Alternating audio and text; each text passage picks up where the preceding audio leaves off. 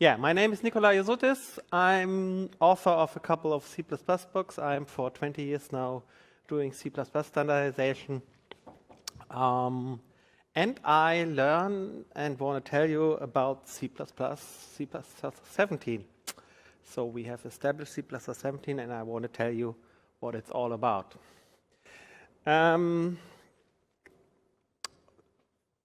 Yeah, C++ is just the next step of a couple of C++ versions we had in the past. We started with C++ 19.8.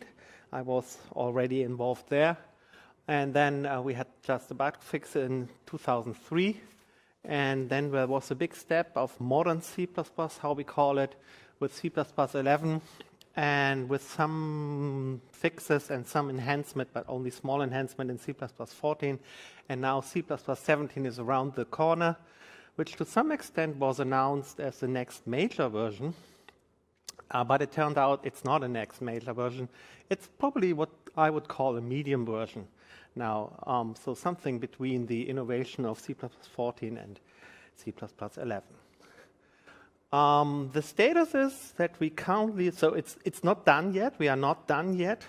The status is that we look with a draft for national body feedback, so that formally some countries can say this should change, and then otherwise I have a problem with this new standard.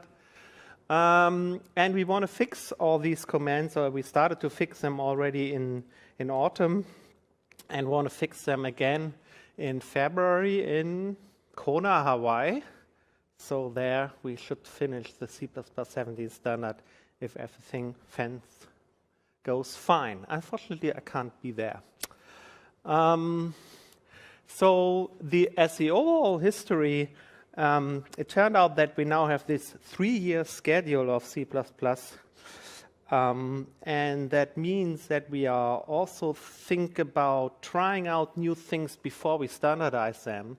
So one thing that happened in the past is that we have so-called TSs, technical specifications for a couple of topics. And as you can see here in dark green, only a few of them went into C++ 17. Most of them went not, which to some extent surprised some people, including the father of C++ 17, who said we are too slow. But on the other hand, we are doing now standardization with about 100 people in the world, and we, as 100 people, have to have some consensus about the next step. And you see, well, yeah, it's like in politics. Sometimes you have to find, sometimes it's tricky to have consensus even about the direction. So there might be, although there are a couple of new things, there might be some disappointment in the community about what's coming. Well, I think it's good enough to update some books, and that's good for me, at least. So let's see. Is there support already? Yes. While the standard is not out yet, we already have support for a couple of features. Most of the features, I can even say. The best support you have when you try a GCC or a G++, there is the version 7.0 at work, and this 7.0 version will have support for C++ 17, most if not all of it. They are currently working on that. It's still in development, but the goal is to have support for C++ 17 there. And if you want to try it out, just in case you don't know, there are a couple of online compilers available. So if you want to try out C++ 11 feature, C++ 17 features, also other features, try, for example, Wendbox, which is a compiler that overnight gives you the newest version of GCC and also of the Clang compiler. Here, for example, is ahead of 7.0, and I can try out here what compiles here of a couple of new features you might be able to read here or not, but we come to all these examples later. So as I said, most of the things I could test already with that. So I have some application programmer experience with C++ 17, although it's not finalized. And that's good. We still find some issues, especially when we bring together different features, because in combination, some surprising behavior sometimes. comes, as we had in the past. So what was not voted in C++ 17? The biggest things that are not there, and a lot of people, as I said, are waiting for them. That's modules, concepts, ranges, coroutines, reflection, overloading, operator dot, default comparison operators, uniform call syntax, or a library such as Boost ASIO, which we, for example, now have in a TS, in a beta standard, but it will not make it into C++ 17. Most of it, for the reason was we are not convinced that this is mature enough for both for language features or library features if they didn't come in. This might surprise to some people. For example, for concepts, a lot of discussion is already there about the past 10 years, but yeah, it's not done yet. So that was probably the most thing I was surprised about. Yeah, for anything else, there might be good reasons or not. Some of them I'm happy that they are not already there because I myself think they are not well done or surprising behavior. So yeah, that's the way it is. Unfortunately, every opinion is different in the standard committee. Why isn't it working now? Some interesting Windows program took my focus.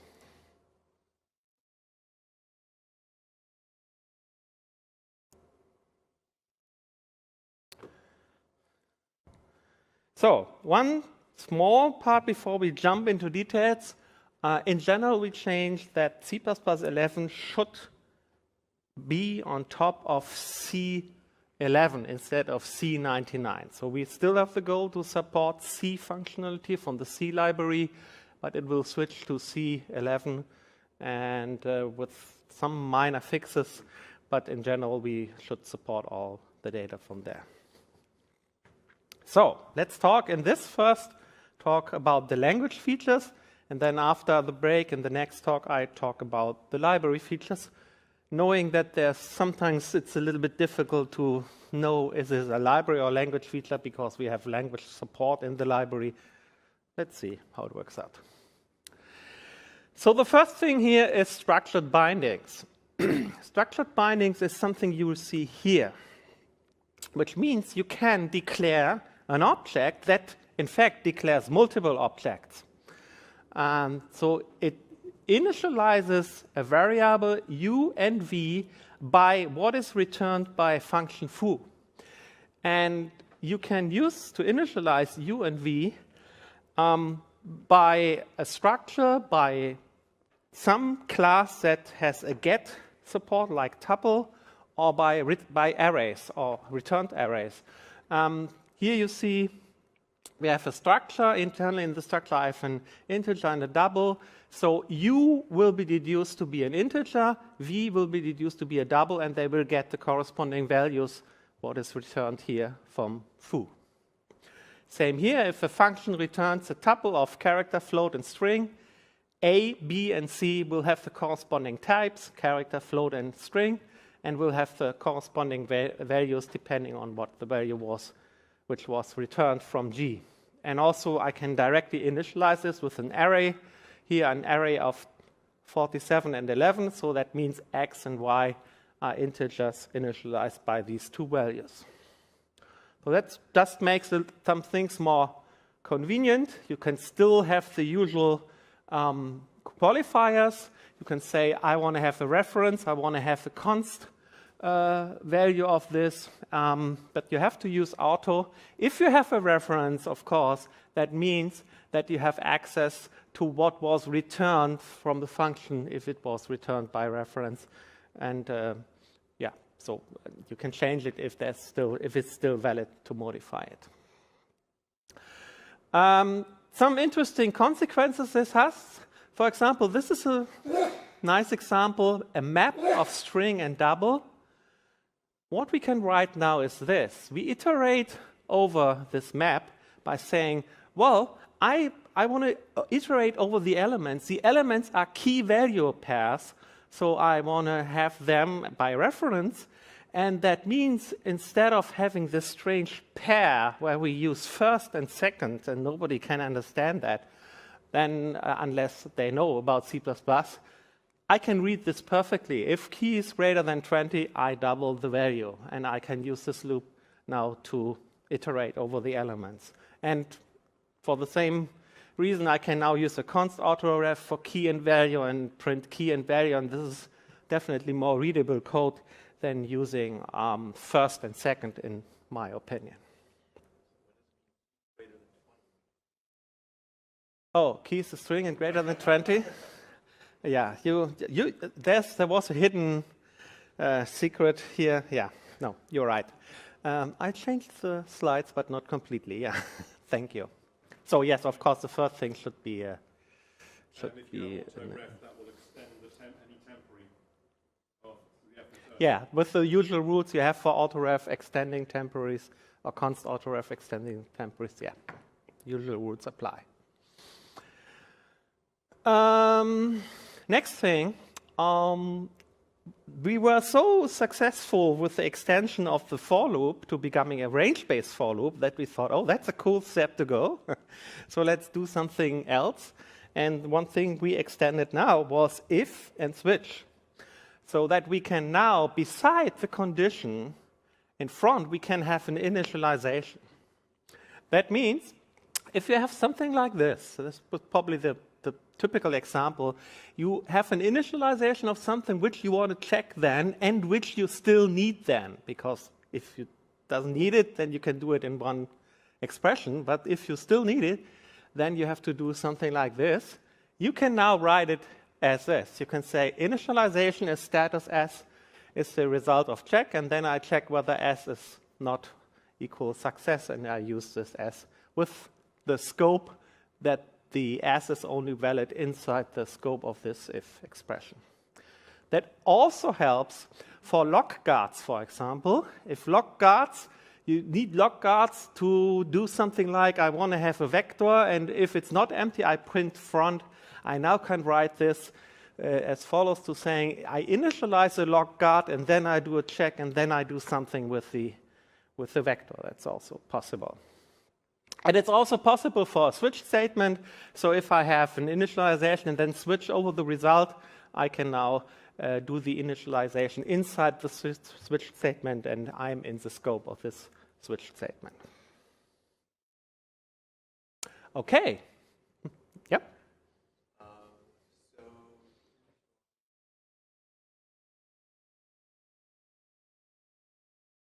So the question is, if I initialize it just a temporary, will it survive? Yeah, so for example, if you took out the yeah. Actually, I'm not sure about the roots yet.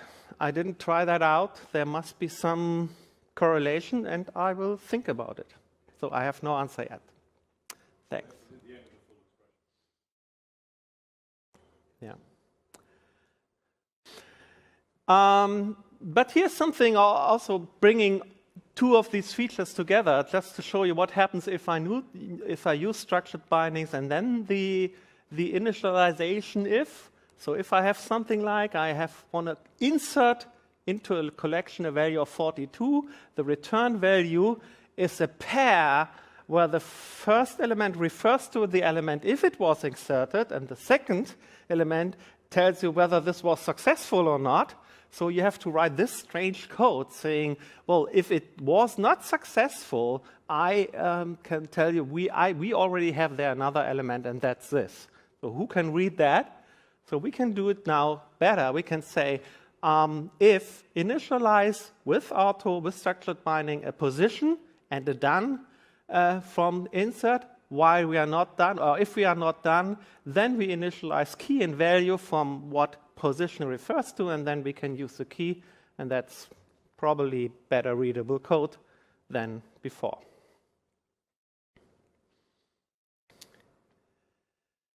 Good. Something different. You would? So I'm just wondering, you could use underscore as a say temporary variable.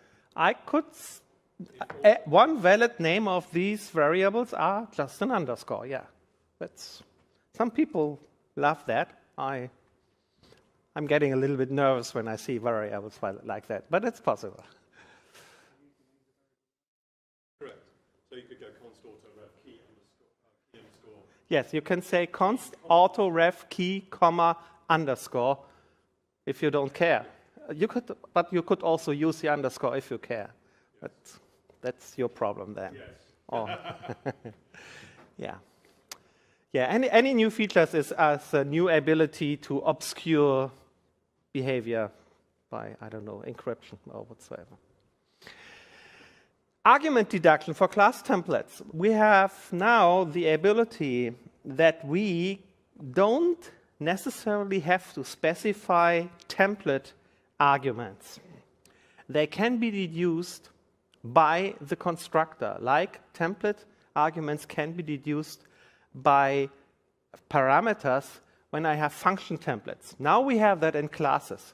So see here, usually if I have a class D with two types and I say, I want to have an object of this type, I can say or have to say, please instantiate this for two strings with or without initialization. Now I can skip the types if the types can be deduced from the parameters, like in function templates. So I can write here D2 is hi world. The types, by the way, are the first type is 3 characters, and the second is 6 characters. And here we have it's an int and it's a double. And by the way, this is also not correct because this is using the argument by value. This will decay, so these two types will be const char stars. If the arguments would be defined by reference, then this would be the two types of T1 and T2. It's the same rules as for function templates, but now for class templates, you don't have to specify the types if they can be deduced. It's, of course, an error if they can't be deduced, so you can't write that. And you can use it for simple things like this. You can say complex now does not need an int here, as a complex number is initialized by 5 and 3. Both are integers, so this will deduce a complex of int. It will not work according to class complex if the types differ, because complex requires that both arguments are the same. And as for function templates, if the deduction gives a contradiction and there's no automatic type conversion, then this is an error. The rule is either you specify all or none. You can't partially specify this class template deduction arguments. So here I specify all of them. Well, there's a special behavior. If I have a default type, then you don't have to specialize that one. But if I say something like, I don't specialize anything, but here I pass 1, and here I pass 2, and that's fine. But if I here say I pass 2 arguments, but I specialize only 1, this is an error. So we can only specify all that have no default values or none. So anything else is an error. That's, by the way, something to help you, because here, consider this. If we could partially specify things, a tuple partially specified for int, taking 2 ints, then we would not take this as an error. We would say, this is a tuple by 2 int. But so this seemed not to be useful, and therefore we said no. We either all or nothing. Too bad we can't do the following now. We can't say I want to have a set of ints and my sorting criterion is passed as argument, because this has a specific type, which is the second parameter. I still have to specify the second parameter. We are thinking about placing something here like comma, question mark, or something like that, so that we can say it's our intention that we have 2 template parameters, but that we still want to have only the second one to be deduced. But that's not in C++17. That's something that might come later. Another interesting thing is that sometimes deduction doesn't work or gives you surprising behavior. So one thing here is pair. I no longer need for pair to specify what is the type of the first and the second element of the pair. I can do it that way. However, this will not compile. And the reason is that it's not allowed to copy or initialize array parameters, and this is an array. So I still need make pair, because this decays, and make pair will decay to a const star here. And so sometimes the convenience functions are still there. Another good example is shared pointer. You can say, I want to skip to initialize a shared pointer of int by a new int. I want to skip this int because I can deduce this from the constructor. But this is an error, and it will probably remain to be an error. Why is it an error? Because in class shared pointer, we have a template parameter t, that's this one, but the constructor takes a different template parameter because the construction happens with another template parameter to support automatic type conversion. And there is no rule to convert this y into this t. So therefore, this will not work. We can deduce this y, but we can't deduce this t. Now there is something interesting. You can specify rules for that, which is called so-called deduction guides. You can specify how I want to use this mechanism to deduce types. And I can say, for example, the following. If I initialize a shared pointer by a y star, and y is a template parameter, then please deduce that shared pointer of y is used. So the y is used as t in shared pointer. I can do that. So that's a deduction guide. And if you define that, then this is fine and will work.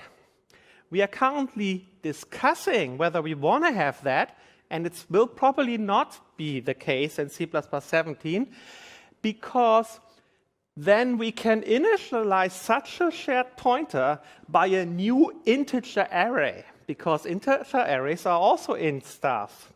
And that will maybe be causing more interesting problems in your programs.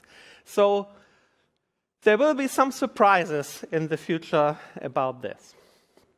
In general, here's the example.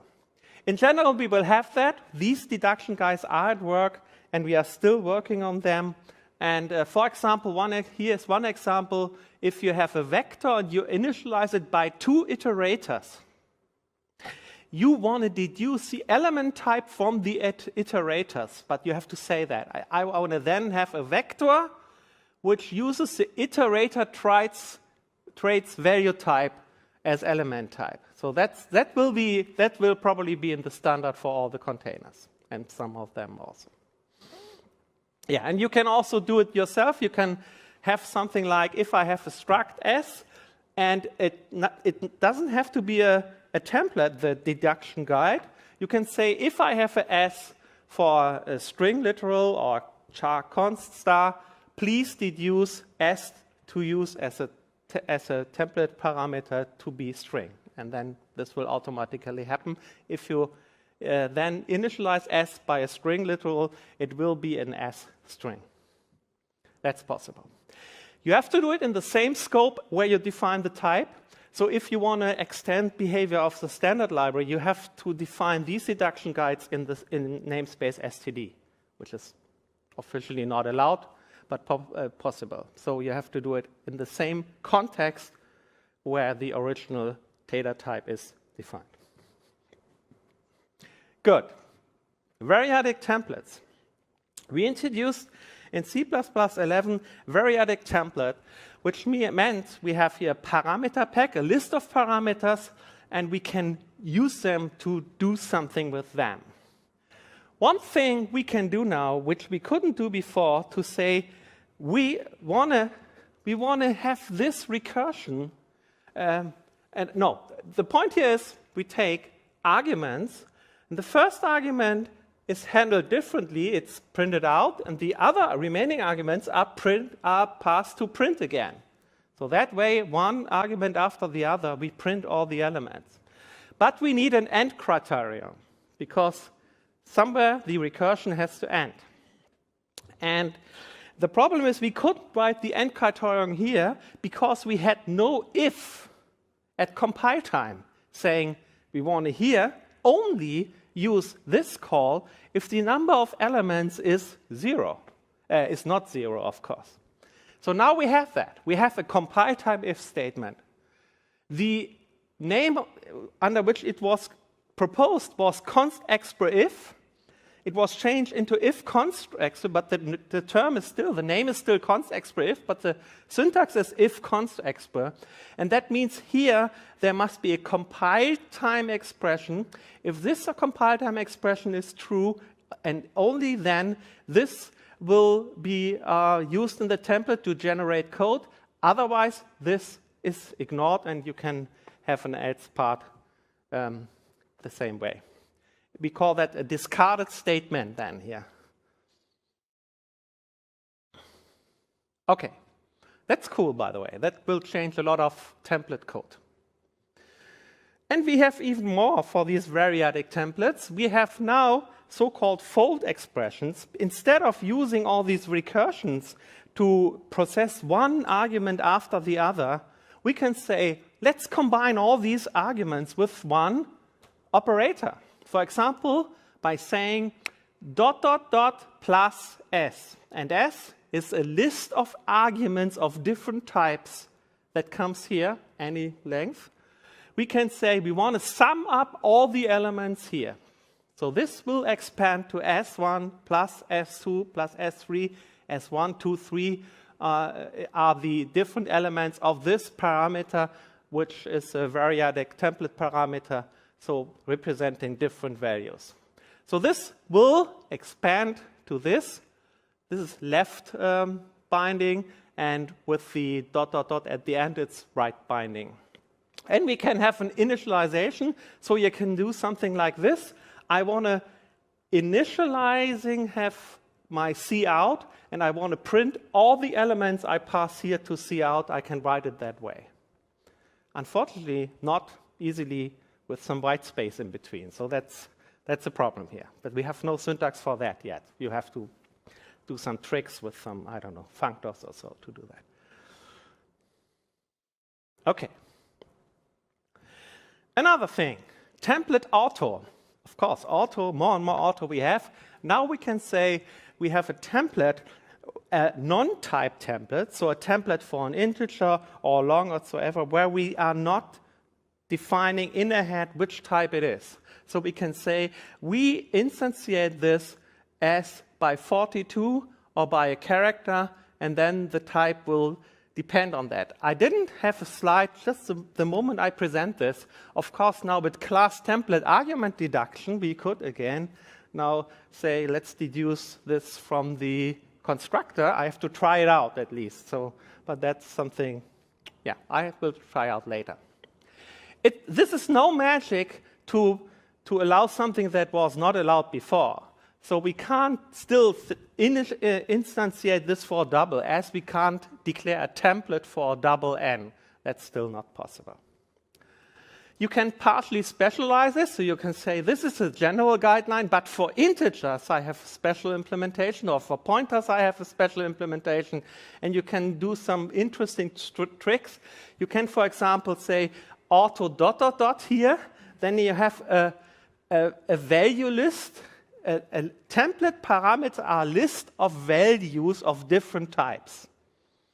And if you want to have this list homogeneous, you say my first template parameter is auto, so it's deduced from the argument, and all the other arguments have to have the same type. So it's decal type of this type. We will find out what this will be used for in practice, I'm pretty sure. Something else. This is really something nice.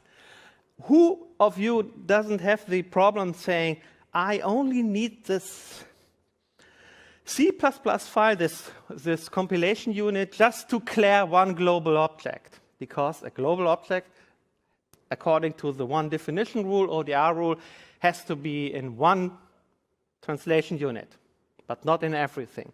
So you can't declare it in your header file. You need a CPP file for that. That's gone. You can say by placing inline here, you have an inline static object.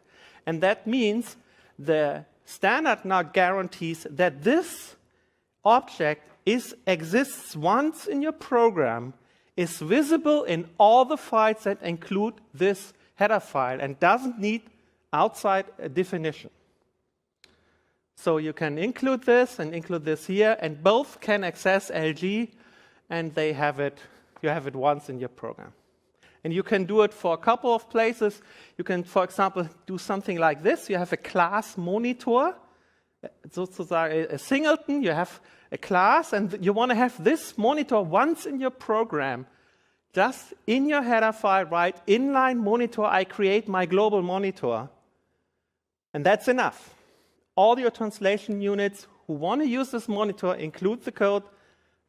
It doesn't matter how much translation units you have, you will have this once, and it will be shared by all the different translation units. Hubert is looking very strange. And the other thing is that every const expr implies inline, which was, by the way, the fact already before. So that's nothing new, but the funny thing is that we can now in C++ say this const expr implies inline, so this still makes sense. So, but that's nothing new. You could write that before in C++ 11. Yeah, that's nothing new, but now we see this expression under a different rule, saying this is an inline definition of debug string. Okay. Has that been considered in the context of modules? I'm pretty sure it has been considered in the const expr modules, but I have no clue about the outcome because I'm happy I understood all the features that made it into C++ 17. I'm still not an expert in modules. Sorry, so I can't answer that question. Another rule. We have now aggregates that can derive from other aggregates. I mean, this has been possible before. You could define a structure deriving from a structure, for example, a C structure. That's nothing new. But what is new is that this is still an aggregate. So aggregate rules apply, and that might be some special language rules apply, and there's a specific new way to initialize this completely. So you can now write something like this. I declare a variable D1 of this type, and I have 42, which shall be passed to the base class, to initialize the base class, and then comma 1 to initialize the derived class. And if you don't want to initialize the base class, you use empty curly braces. This is now an error. Just initializing D3 with the empty curly braces is now an error. I expect this will still compile for some while because this might break existing programs. But according to the language, this is now a change and should make it easier to deal with, as we say, some extensions to existing types to initialize the objects. Because without that, we always had the need to provide a corresponding constructor here that then passes the arguments to the base class, and that's no longer necessary. Then something Sean and me were talking yesterday already privately on a trip with the boat. We now have a change in the rules about optimization of return values. You know, we have two things in C++. We have return values that have a name, like this, x, and we return values that don't have a name. and there's a rule that some optimization happens so that not necessarily a copy constructor is called here. The return value optimization or the named return value optimization. And in C++ 17, this optimization is no longer optional, it's mandatory, it's required. And that has the interesting effect that there is no longer the need to have a copy or move constructor to support that. So even if you are not allowed to copy or move your objects, this is still valid code, which will change from what we have right now. So you can say something like this: I have a class X, I delete my copy constructor, I delete my move constructor, but I can still return a temporary object here of this type, and it will compile. And you can also assign it to another object. Yeah, so this will change some things I'm also sure. New attributes. C++ defines a couple of new attributes, so formal annotations. These are all things I think that people who know lint and C know already. So something like no discard. That means we want to have a warning if we throw away the return value of something. And one good example is async. Those people of you who know async has a problem. It starts an asynchronous task, an asynchronous functionality, but it blocks in the destructor for the end of that. So if you don't use the return value, this means this is a synchronous call of this function. And that's a contradiction in itself. So we now say async should be marked that the compilers warn explicitly about if you don't use the return value of async. And there might be other examples where we think about changing things, but existing practice is an interesting issue here too, whether we really want to enable it or not. So some people thought about operator new saying no discard or something like that. So, but let's see whether this will work out. This is a language feature where we are still not, where we still don't know where to apply it in the library. That's a general problem we have. We are making core language changes until the end, and the library people have to follow that. So it's not like in ordinary project management that to say, let's stop developing the framework and then work on the application of the framework. It's unfortunately a little bit different here. So I have no clue what happens in the last week of C++ standardization with the question, where should we apply no discard in the language, in the library?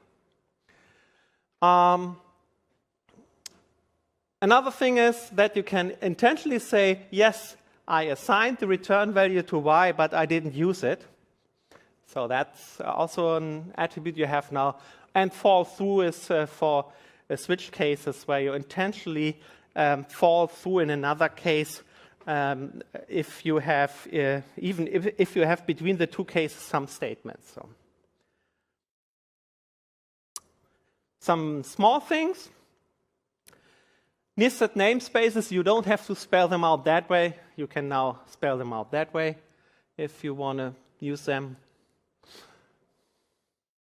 You can now say in static assertions that the message here is no longer mandatory. You don't have to write a message. You can just say this is the assertion that should be checked by the compiler. And if it failed, it's a problem of the compiler to have a good message about that. The funny thing is that the compiler then has to care about internationalization. So here we have to care. And so that's one thing. In lambdas, we can now capture star this. This means if you have a lambda can exist inside member functions. So if you have an object of class C and inside your member function, you calling a lambda, then you have this. And usually what happens if you pass this, either by reference or by value in general or by passing the name, you will pass a pointer. And that means you refer to the original object. Now guess what your start is, a new thread. And in the new thread, you are working on the original object without copying this object. And to be able to be safe there, you can say now, star this. I want to have that when I call the lambda, that it uses a copy of the object where I called this lambda for. New and delete now support alignment in memory. We had alignment introduced for stack objects. So we had align off, align as keywords introduced, but they were not used in allocated memory, in memory allocation on the heap. And that has some interesting consequences, because it means that if you define your operator new might take into account the alignment of the objects.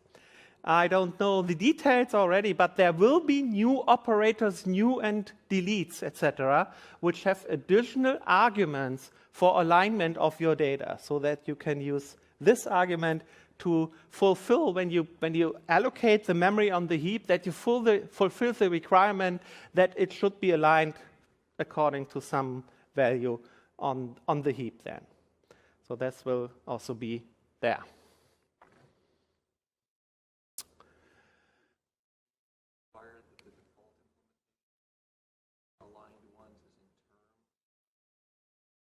Yeah, the question is what happens with the existing implementations. Yeah, so the default is that an operator should choose one of these two, which means in backward compatibility you only have this one, and then this should be used with the existing behavior. So of course this feature has to be backward compatible, otherwise we would be in big trouble.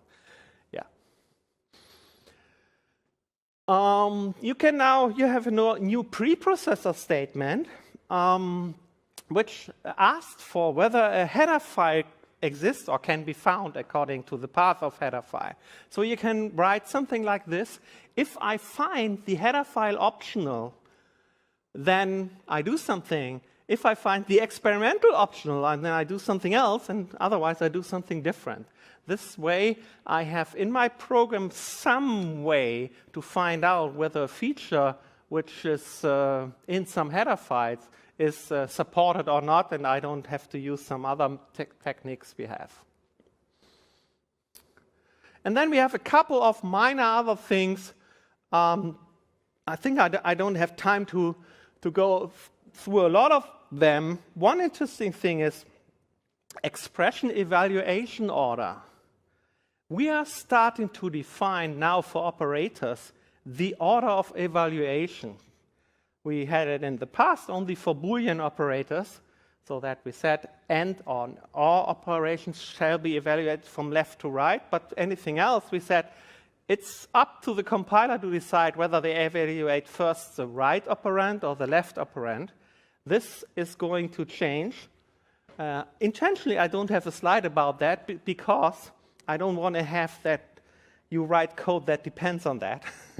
So, and we still fight a little bit about it. Some compiler writers are not very happy about this thing. So, yeah, so remember, C++ 17 is not done yet, so there might happen something in the last meeting. And if it's getting very bad, this might not be the last meeting, the next meeting about C++ 17. Okay, maybe I tell you 2 or 3 things based on the time I have left. One interesting thing is this one. This is uncalled exceptions. Uncalled exceptions with an S at the end. We have already in the standard uncalled exception without an S at the end, which returns a Boolean value. And it tells you whether you are in a phase handling an exception. And then you can react accordingly. The problem is, and you could use that code to say, well, oh, when I'm handling an exception, I should not commit my transaction. I should roll it back. Something like that. Unfortunately, it could happen that while you are handling an exception, you start some code where it's perfectly valid to fulfill the transaction. And that was not possible with the old interface, which is now possible with the new interface, where we can say, I can ask for the number of uncaught exceptions I have here. And it can be a number of 0, 1, 2, or more. And when I keep it in my constructor, I can check it against that in the destructor, and then I can decide whether I want to commit or roll back. I give you an example here. This is a little bit tricky, the code. So I have this class, C. C has to decide whether to commit or roll back the code. I have here a class D and a class E. So what happens is the following. I create a C object. So the C object, nothing with D and E is involved. Remember, now when I declared this object, I was not in the context of handling an exception. Good. Then I create a D. Now when I create a D is does an ordinary constructor. And then now I throw an exception. So what happens now is, because we throw an exception, we have to call the destructors in the other order. So the destructor for D, and here you see the interesting thing, destructor of D calls a function called cleanup. And the cleanup function creates a C. Now what we are in the context of handling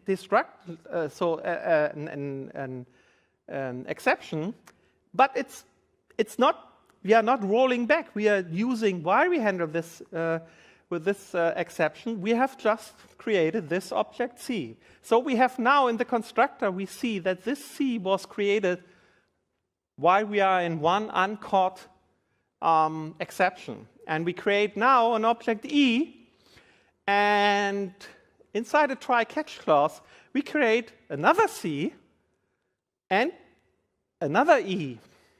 And now we say, throw an exception. So while we are handling an exception, we get another exception here, which is okay as long as we catch it and handle it. So now the interesting things happen. Now we call the destructor for E. The destructor for E uses a C again. So they create a C. And now the C knows that when I get created, I was in the context of two unhandled exceptions. Now the destructor finds out nothing happens between construction and destruction, so I can commit whatever was the task of C. So this was fine code.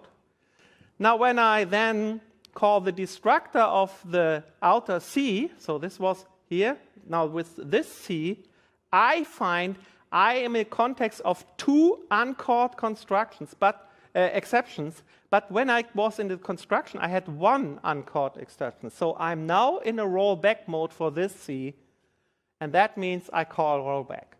So that's the way you can now program and do the right thing or do the better thing to decide whether this is due to a rollback or whether this is just while we are handling exceptions.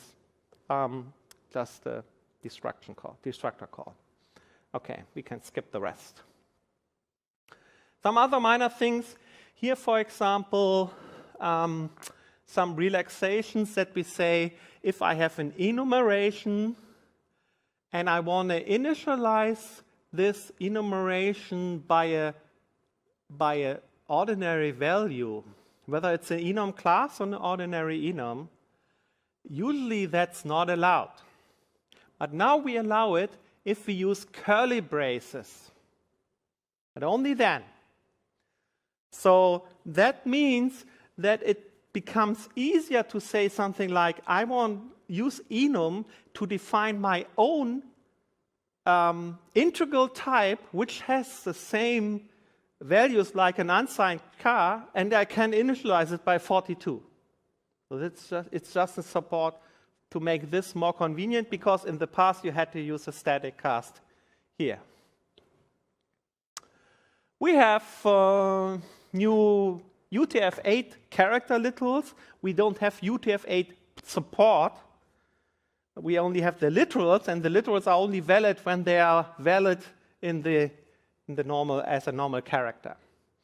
And we also are still thinking about no except. No except is discussed to become part of the type. So that you say, for example, something like this. I have here a p, a pointer to a p, so a pointer to a function that gets no argument and returns nothing, but it's not signaled to be no except. So it's a function pointer that might refer to a function that might throw an exception. And in the past, currently, I can assign this pointer to a reference referring to a function, not allowing to throw an exception. And this should be fixed by this type, by making no except part of the type, which does, of course, not mean you can overload no functions for no except and not no except, like you can't do it for different return types. This is still under discussion because it turned out over the last 2 or 3 months, a lot of people found a lot of interesting problems that fall out from this. So this is also not clear whether it will come. So what else? We have a huge number of bug fixes. I will show you one as an example. For example, one small, well, not bug fixes, but making it consistent. For example, deprecated attribute can now apply to enumeration and namespaces. We removed some stuff, so we no longer have operator plus plus for bool, and minus minus, of course, also not. Trigraphs are not supported. The keyword register is no longer supported. Also, it's still a reserved keyword. So we also clean some things up in the language. Here's one example that is, for example, fixed as a bug, or as a, let's say, as an interesting behavior we have already. If you write this, look here. Well, let's start here. Auto x is initialized by the integer 42. Everybody of you would read x is an int. The good news is it is correct. X is deduced to be an int. But the interesting thing happens if we use the modern form of initialization, the curly braces. I would bet that most of you would say, oh, x is an int initialized by 42.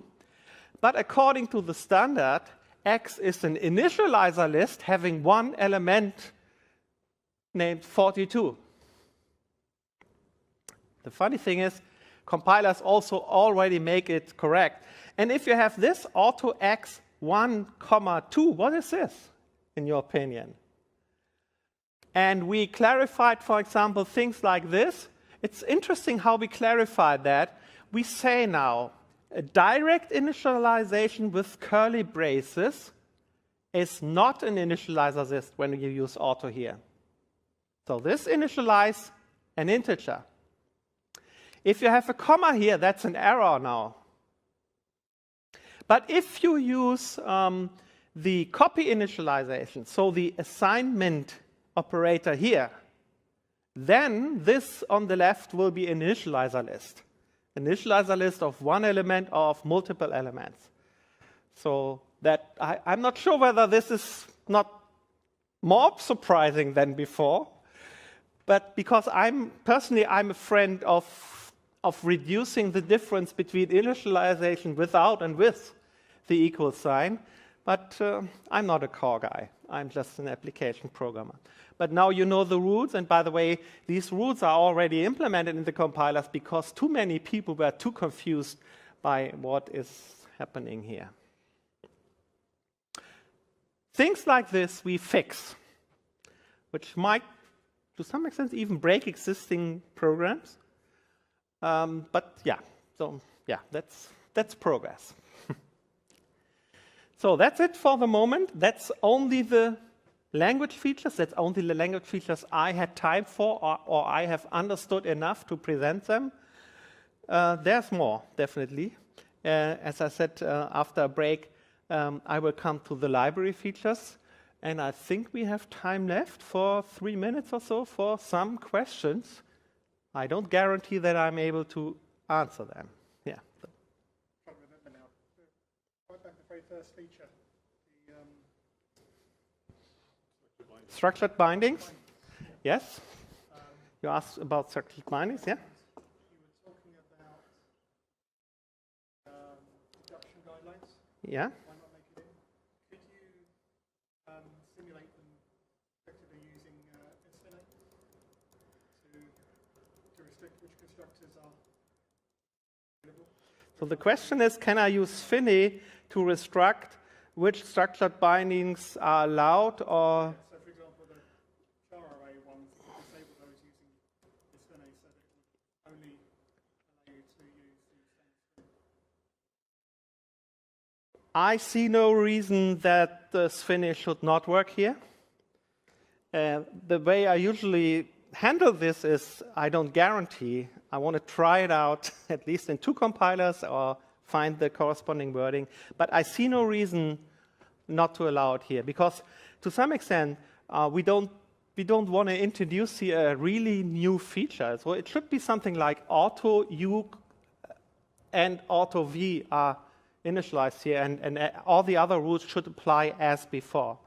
So I would imagine that you can FINI out things here.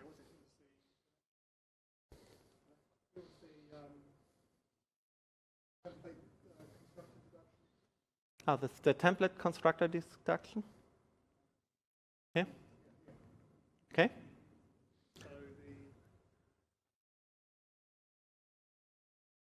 So the one in the middle, D2, Yeah? there wasn't a problem here, but if you're using it as char arrays, then you probably wanted the standard string ones. Could you use SNA to disable structures on D? So here's again the question, could we use FINI to disable this deduction?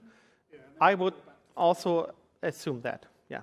Because the trick with FINI is make it not compile, and whenever template code does not compile, it's not an error, it's just ignored.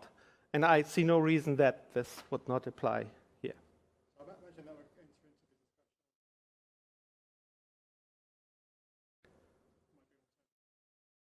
So say it again, so we... I think you could use that instead of...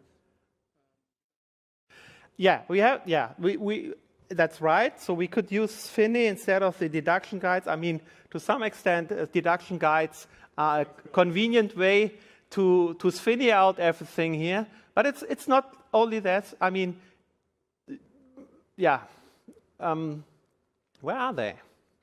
I can't speak and move at the same time. So here they are. Yeah. So I would expect to some extent that both is possible, FINI out and use deduction guide to do the right thing. Certainly the deduction guides as a more intuitive interface. I mean, I hate FINI, I have to say. I would really prefer to have FINI as a language feature instead of a template using template trick. And nobody can understand what happens there unless people, I don't know, have smart minds or so. So if we just would say something like requires, yeah. I mean, that's more or less saying I want to have concepts. Yes. Yeah, and now with concepts we could skip a lot of FINI. Unfortunately, we can't skip it now. Right, you can use SNA for now on concept when they come. Yeah. Okay, one last question. Can we use instead of CME, can we use equal to delete in constructor? We can define, so I have constructor that get to char star and mark it as delete. So the question is, can we use equals delete here? I see no reason that it should not go. You can apply equals delete everywhere. Yeah, but I will try it out later. So just use even a deduction guide with equals delete. Oh, no, I'm not sure about that. I don't think that's specified. Yeah, but yeah, probably not. Maybe, no. I have no clue, you see. So let's find out. There was a question earlier to talk about the lifespan of temporaries created in the Yeah. section of the if. According to one box, which I want to try out. So you are saying, according to Wandbox, temporaries initialized in the if and switch are destroyed. Be careful with that. So no, because I think all these features are in a very early stage, so I don't think this is a proof for anything, and even this might still be under consideration as a consequence of what we standardized here. So I would not say that this is a proof that this is the case. I personally would be a little bit surprised if the rules would differ there, because in the if statement, so I consider it to be very dangerous to say that it doesn't extend the lifetime until the end of the if statement, personally. And it would be at least inconsistent to the existing rules. We have to find it out. Okay. That's it. Thank you very much. If you want, in 20 minutes or 15 minutes, we talk about the library. Thank you.